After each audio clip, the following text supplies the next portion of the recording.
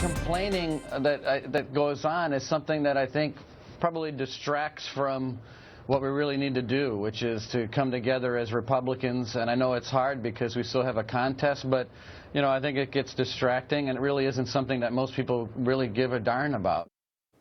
That RNC head REINCE PRIEBUS talking about Donald Trump.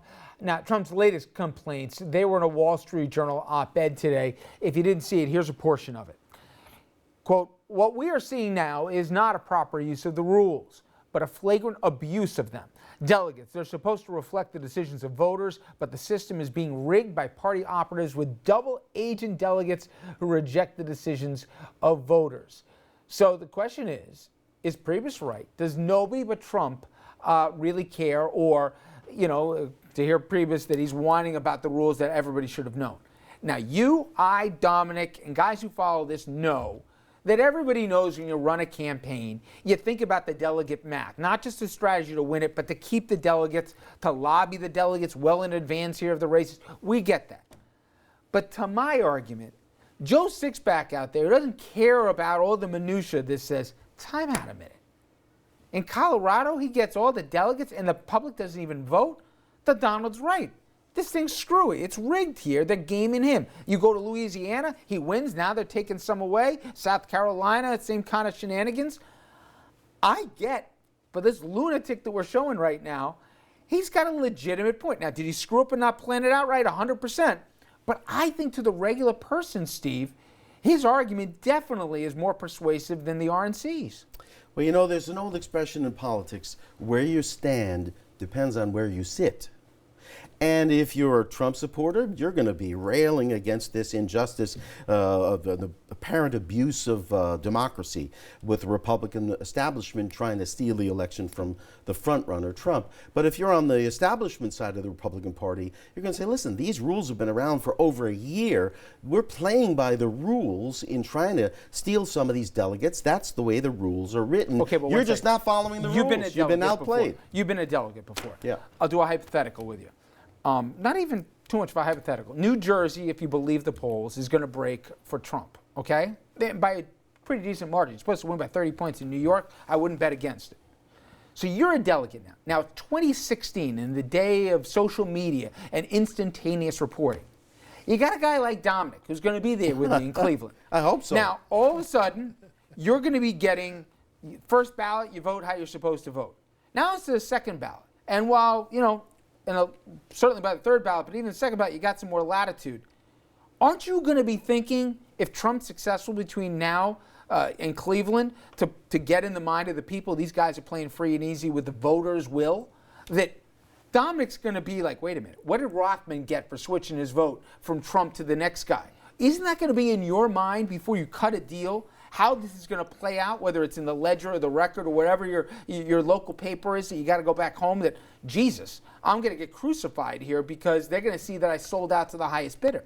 Well, first of all, my reputation for ethics is pristine. Yes. You get my point, let's make sure the record is correct. But it also depends on the job that the establishment does in educating the voters at the convention. But would it be a concerning scenario I laid out, though, to you? Not necessarily. Really? For example, as Kasich says, John Kasich says, you know, 7 other presidential nominees of the Republican Party were not the ones going into the convention with the highest vote, yet they ended up being that party's nominee. I think one of them had a beard. Yes. His name was Abraham Lincoln. Abraham Lincoln, we didn't have Twitter, right?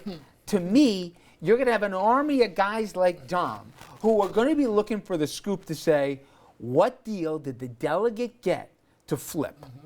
And to me, it's going to come off the next day that delegates hoard out because the establishment told them to. I got a news flash.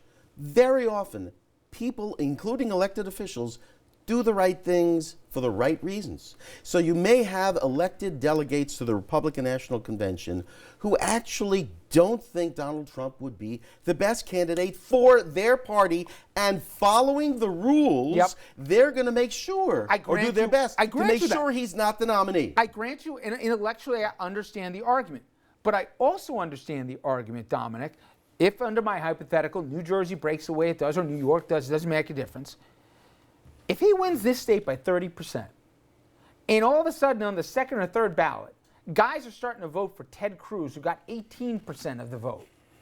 Why can't the voters say, I know they can by rule, okay? So I'm not debating about that they're breaking the rules, but say, wait a minute, why do I even bother voting? If these guys are going to take in their own hands for whatever their own interests are, and they won't give them the benefit of the doubt that they're doing it for altruistic reasons, these guys, they just, working in the back room, trading favors, and my vote went out the window. Why won't that be, not just Trump being crazy, but why won't that be the easy narrative the day after the dust settles? Only one word missing from your assessment: the very easy narrative. Right. Because that's exactly what's going to happen. First of all, It just Richard, would open the eyes for the viewers for 1 second. That's what every political reporter is going to be course. mandated by their managers before they go course. there. Of You course. better get scoops on delegates flipping and the deals they got. and you're right. Reporters like me, yourself, for all over the country. What did you get? What's the deal? Why did you flip? Where are you staying at? Are you on Trump's plane? What perks are you getting? Exactly. But I do want to just say this, Richard. The congressman and I were watching the Chelsea Clinton interview in the green room. Great get, and it was a fantastic interview. Yeah, I didn't get too much, but I tried. No, it was very good. I tell you, It was very good. Carol We King, agreed though, on that. trust me, on Monday, she was great. All right, coming up next, we're going to take a look at some local stories, including how the Shelley Silver corruption scandal is now also a sex scandal. Who would have figured? Then, another sign, Chris Christie is losing his mojo in the home state. Governor losing his standoff to his opponents. He's forced to nominate a Democrat to New Jersey's highest court.